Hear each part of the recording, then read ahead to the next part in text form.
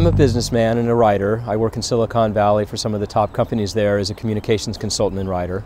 And when I found out that they were going to aerial spray the Monterey Peninsula for the light brown apple moth, it didn't quite sound right to me. So I went to some public meetings, and a lot of red flags went up when I found out that there was no real strong science guaranteeing that it would be safe for citizens. Beginning then, I used my writing skills and my communication skills to make a list of reasons to be concerned, and I wrote a document called 21 Reasons to be Concerned, largely based on some wonderful input from citizens of the Monterey Peninsula at a Monterey City Council meeting.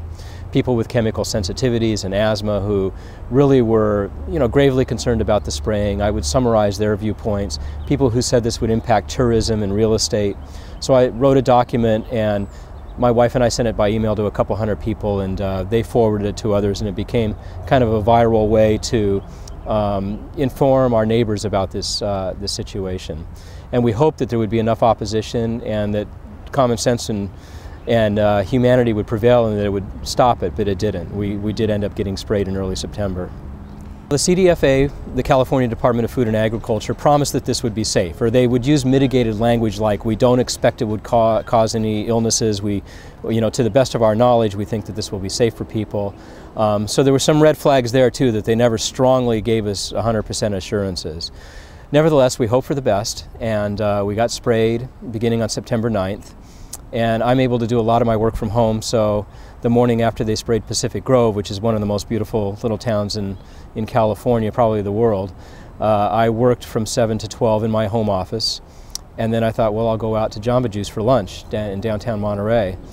And as soon as I got outside, I started developing symptoms like a sore throat, runny nose, irritated eyes, getting progressively worse the longer I stayed outdoors, where I really had bronchial congestion, kind of like you'd feel if maybe you are sensitive to secondhand smoke, those types of symptoms. And I couldn't believe it, and I was having my Jamba Juice, and there was a woman next to me sneezing and her eyes watering, and I asked, she was a lawyer, and I asked her what was going on, and she said 6 people in her office also were complaining of adverse symptoms following the spraying, and I just thought, wow, something's up here. So my wife, shortly after that, started developing symptoms of her own that were different than mine: muscle aches, headaches, real fatigue. We started talking to friends. We have a couple young sons, and we talked to people at their school. And we found out that while not everybody was having adverse reactions, many were, and there was no system in place for compiling these. So that's when I said somebody's got to do something, and I really didn't want to take time away from work to do it, but I felt, we're Christians, and I felt like it was the right thing to do. So I set up an email address and a P.O. box, got very little publicity, a lot of word of mouth, and hundreds of these complaints started coming in. This represents, there are hundreds of them. And some of them, our family, fortunately, we rebounded and we were able to kind of function, even though it felt horrible being sick like that. And it was a different kind of illness, let me say, too. It wasn't like the flu or a cold. It was like you had been exposed to some kind of toxin. It was a different type of thing that I had never experienced before, except maybe with secondhand smoke. But this was more severe than that and more prolonged. It just didn't go away. It seemed to, in my case, it lasted for 2 or 3 weeks, and in my wife's too. Now, how many times were you sprayed, and how far apart were those sprays? Well, in September they sprayed September 9th, 10th, 11th, and 12th, and they didn't spray your house. It was basically like crop dusting. There were these 2 low-flying airplanes going at fairly high speeds at about 500 feet above the ground. And they would begin at 8 at night and stop at 5 in the morning.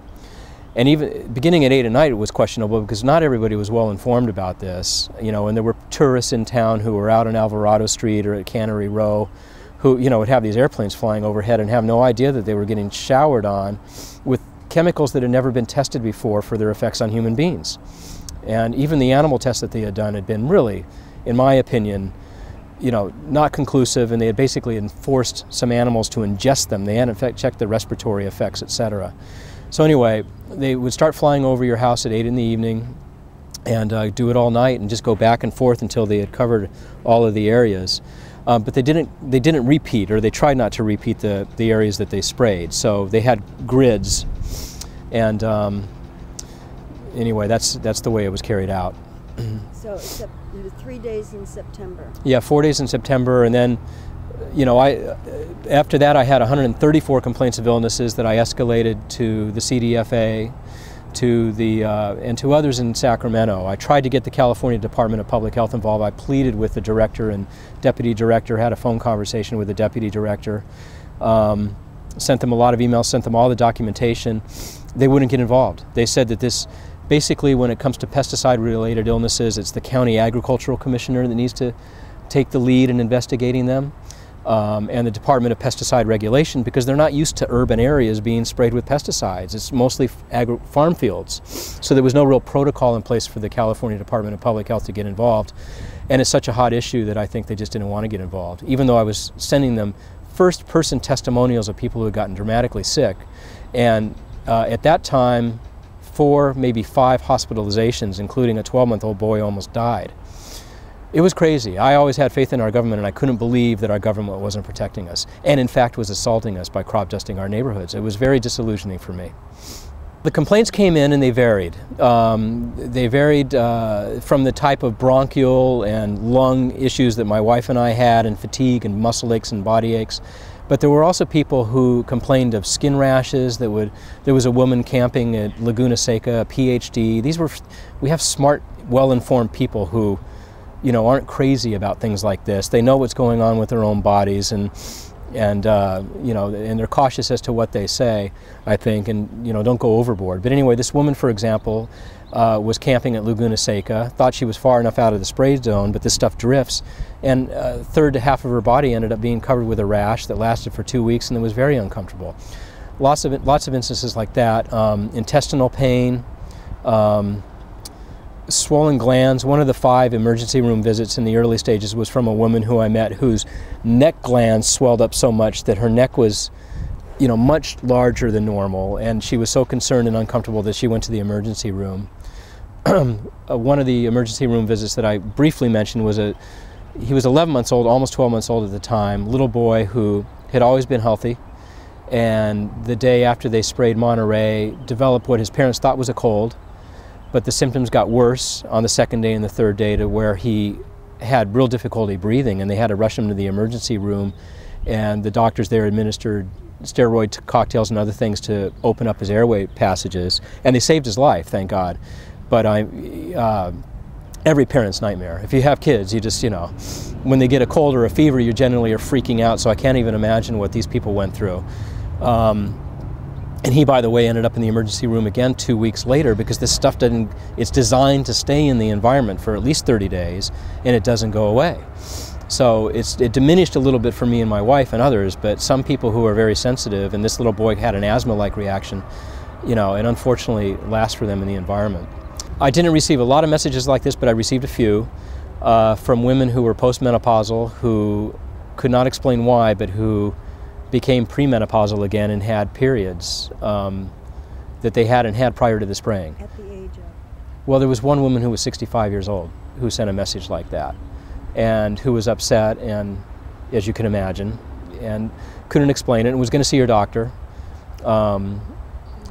So I think the number of people who I have in this report, which is 643 complaints of illnesses, is just the tip of the iceberg.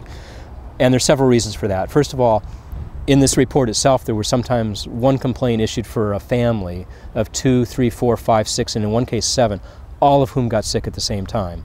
And I compiled complaints, so I counted those as 1. And we're going to possibly issue another report counting them as individual ones. So that's the first reason. Second, you know, the reaction to spraying at yahoo.com email address and reaction to spraying P.O. Box in Pebble Beach were very little publicized. They got a mention in the Herald, and besides that, it was just word of mouth.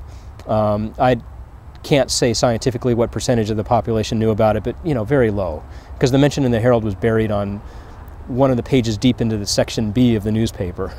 So, and then people, you know, the CDFA promised that this would be safe. Here's a third reason, that that they did not expect people to have adverse reactions. So people who were having lung and bronchial problems or chest pains or headaches might have thought, well, this is something else. Doctors were not trained in advance to recognize pesticide-related illnesses because, again, they were told that this would be safe. There was no training. They didn't have forms to document people who came in. We know of many instances of people who went to see their doctors, but their doctors just didn't know what to do and said it can't be the spray. The spray is supposed to be safe. So those are just a few of the reasons that the illnesses were probably very much underreported, and that there were likely thousands of them instead of hundreds. From the start, like I said, I've been trying to get the California Department of Public Health involved, and I'm reaching out to public health experts in environmental sciences at other universities and places like that now. I tend to assume the best in human beings. I mean, I just think that people generally have good intentions, but sometimes I'm wrong about that, unfortunately. I still want to think that people in the Department of Public Health and I'm in contact with the Office of Environmental and Health Hazard. There's a good woman there, I believe, who's the director of that organization. So we're still asking for them to do to consign, if possible, to an objective and reliable third party a study of these adverse effects, and to have it peer reviewed, and to bring in experts in toxicology and environmental medicine and in pesticides. Experts in inert ingredients. Inert is a total misnomer. It sounds like it's something benign, but in the case of the aerial spray, the inert ingredients, many of them are known to be toxins. And the state of California has said that they were sprayed in such low concentrations that they should not be harmful to people. But at the same time, they said that they could perhaps be harmful to certain sensitive individuals. And that's been ignored, because 90% of that report issued by the state of California was focused on the low concentration and not on the mitigating language that perhaps these things could be harmful. So that's what I would ask, and I would encourage people who see this, just citizens, if they're doctors, if they're public health professionals, if they're nurses, if they have relatives and friends who are in those things, to get involved. I mentioned I was a Christian earlier. There's the parable of the Good Samaritan, where a man, Jesus tells this story, a man's left battered and bruised by thieves. They leave him on the side of the road to die after they steal from him. And it's the road to Jericho, and it's a road known to be dangerous because thieves attack people there. And a couple people pass this man who's left to die because they're afraid probably for themselves, or because they just think, that's not one of mine. But finally a Samaritan walks by and at risk to himself stops and helps that man who's battered and bruised, and dresses his wounds and puts him on his horse and takes him to an inn and says, I'll pay whatever it costs. I've got to travel, I'm on business, but I'll come back and pay the bill for the hotel. And he took time to help his neighbor. So I would just say to people, I'm amazed, I'm not normally an activist, but people can make a little bit of a difference just by following what you think God's calling you to do to the best of your ability.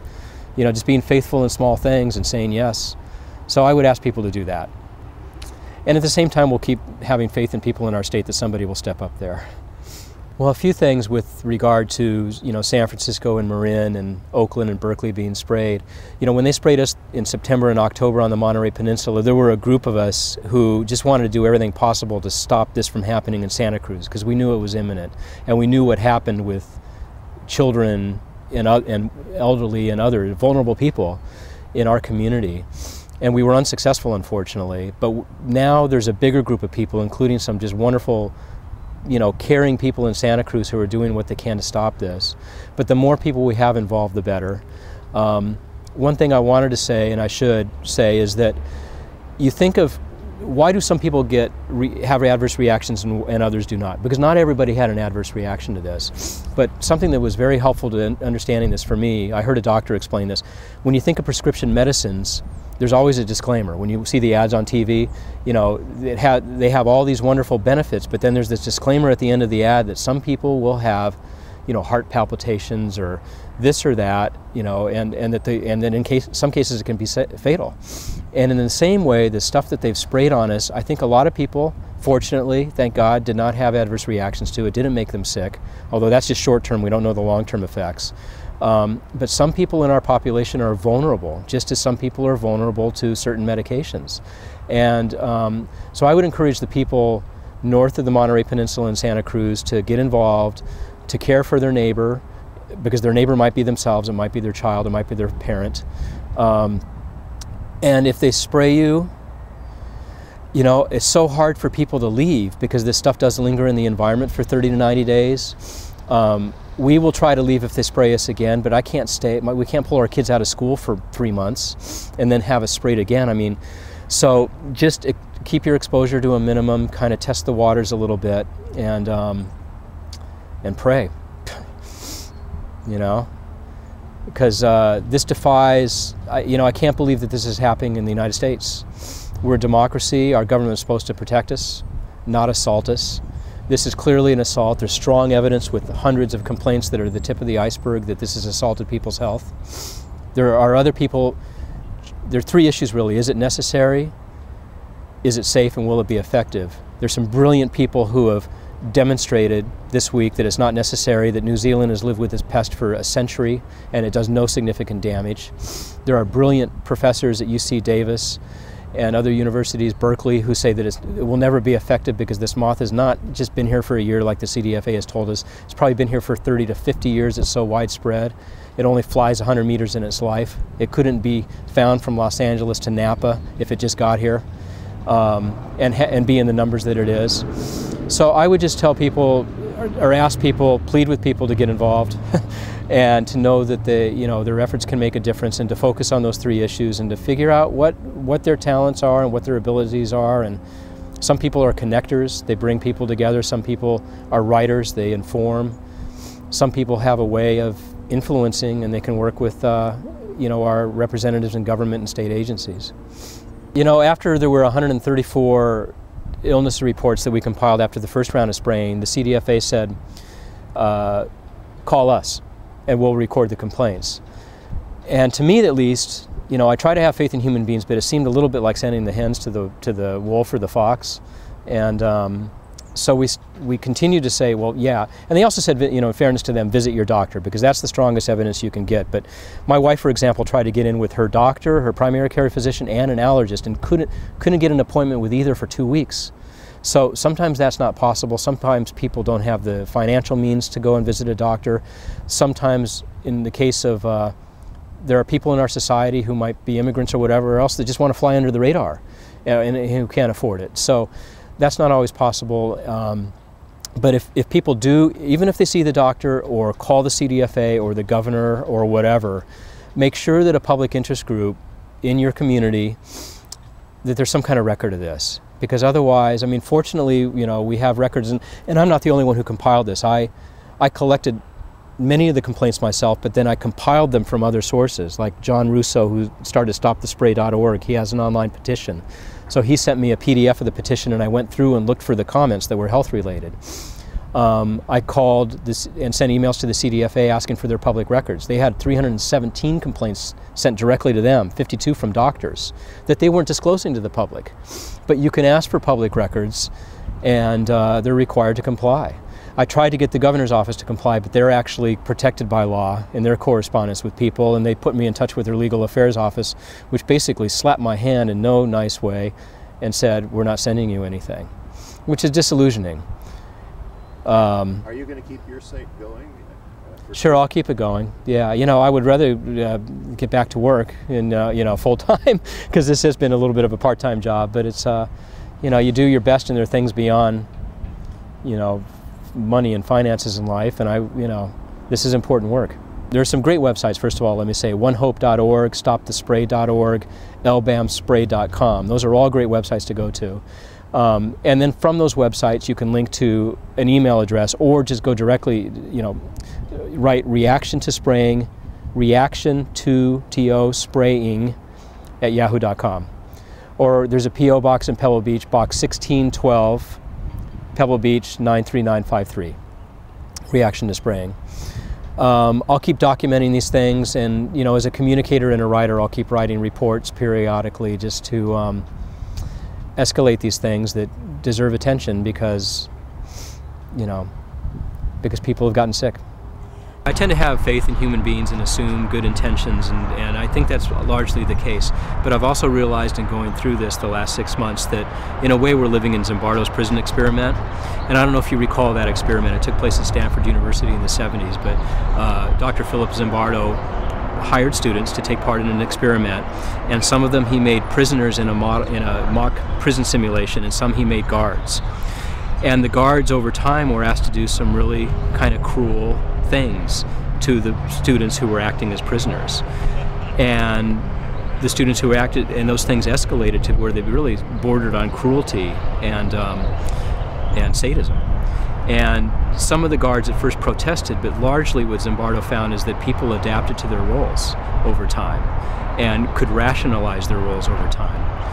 And I've thought of that because in a way we're living in Zimbardo's prison experiment, where I think some people involved in this, probably when they were younger and idealistic, could never envision harming hundreds or thousands of people for anything, let alone for a trade issue.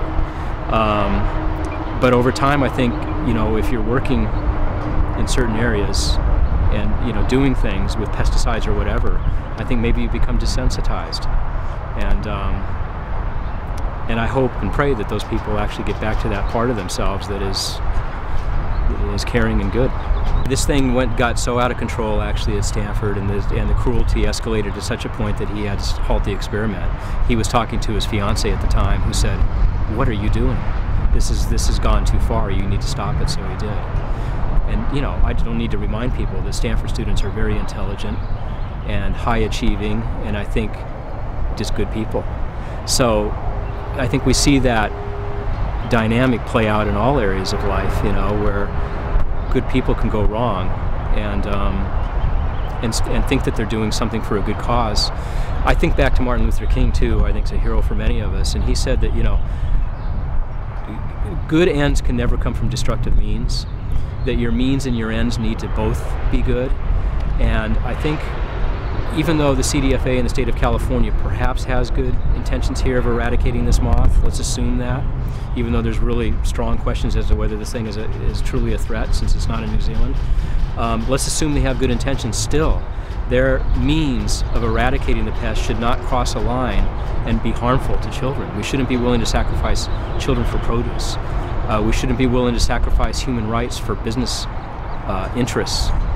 And so I just hope that people come back to that part of themselves which is caring and good. And that the governor of California, who I believe didn't need to enter office, you know, he was a wealthy enough man and had a nice career going elsewhere, but I hope he came into office to help people, and I just call on him to uphold our constitutional right, Article 1, Section 1, California Constitution. The first paragraph of the California Constitution says that people have a right to safety. I ask him to uphold our constitutional right to safety. Other laws in the California Code say that people should not be experimented on without their informed consent. And they cite those laws in the California Code cite the Nuremberg Code, which was instituted after the atrocities in World War II, where prisoners were experimented on against their informed consent. And civilized nations around the world said, this is intolerable, we cannot allow this, and they signed the Nuremberg Code. California adheres to that. How can the governor allow one of his state agencies to spray chemicals that are known toxins on people without knowing in advance with absolute surety that those things are safe? And since that evidence does not exist, it's made it a grand experiment. Not a grand experiment, a grave experiment, because now hundreds and probably thousands of people have been harmed. I call on the governor to please step in.